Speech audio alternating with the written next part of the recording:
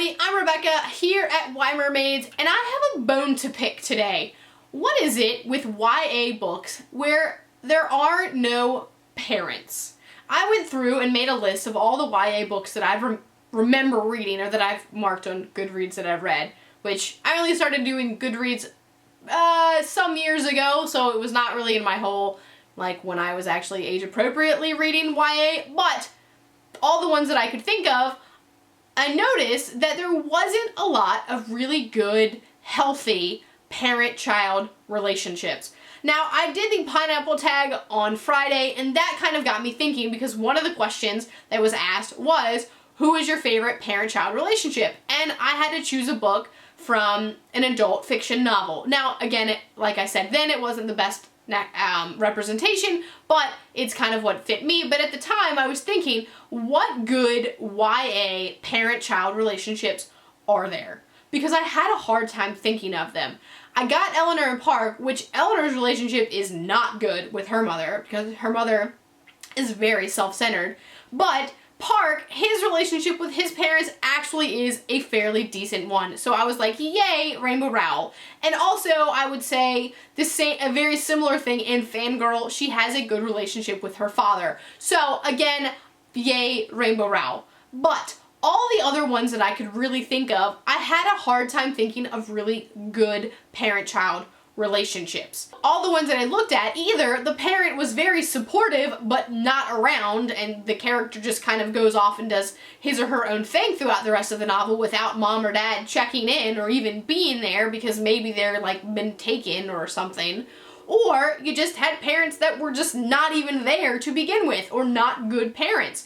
And so I was struggling because I feel like my relationship with my parents, or at least with my mother, is very strong. I talk to her very often, and I'm very proud of the relationship that I have with her.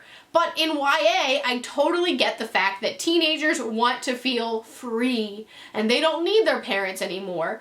But shouldn't they be checking in with them? I know that if I had a kid who's off running around with other half-bloods and monsters chasing them, Percy Jackson, I would want to know what's going on. I would say, you need to call me every day or text me every day. I want to know what's happening. Are you alive? Okay? And a lot of times, the way the authors just get rid of the parent is by having the parent get kidnapped, or having the parent not be able to go to Hogwarts. Now, I totally get Harry's situation, and it's not Harry's fault, and, you know, that his parents died, and the Weasleys are actually really, really, really great parents, and a great example of parents, so Harry Potter is not included in my rant. But still, they're not at Hogwarts, are they? But they do have teachers who are looking out after them and Harry Potter. You always feel like there is a parent figure around, hovering just above Harry, kind of checking in to make sure he's doing okay. A lot of the times it's Dumbledore, but it's also Sirius, Lupin, or the Weasleys. Okay, someone is out there looking out for Harry, or God forbid, Snape. Snape cares about Harry even though he may not always act like it. In many other cases, the parent is simply just dead, and the kid is off living on his or her own and trying to deal with the world. If you look at the Hunger Games, her dad is dead, but her mom is alive, yet her mom the entire time is very, like, grieving of her father, and Katniss is the one who saved the day and has to take care of herself and Prim, and mom is just not there. Well, that's not a very good parent-child relationship either. The big problem I had with Let It Snow, which was that John Green, Maureen Johnson, and someone else, like, combo book, where were all the parents? There were no parents in any of the stories. And for me, I don't even have kids, but I teach students, and I don't want them going off on their own and just doing whatever they want to do. They're not adults yet. They're not 18, and even if they were, I mean, I'm 27, and my mom still makes sure when I'm on a trip that I get there safely and that I get home safely. And I feel like you have to have someone kind of looking out for you, and not a lot of YA characters have that, and it bothers me.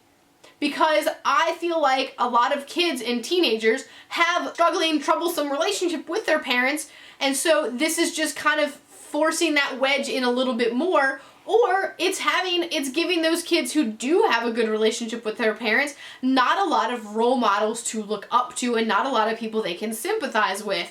Because if you're talking about how you want to run away from your mom, and I love my mom, I'm not really going to sympathize with you too much because I don't see myself in your situation. So please, if you happen to know of any really great parent-child relationship stories in YA specifically, please let me know because I feel like I'm missing them.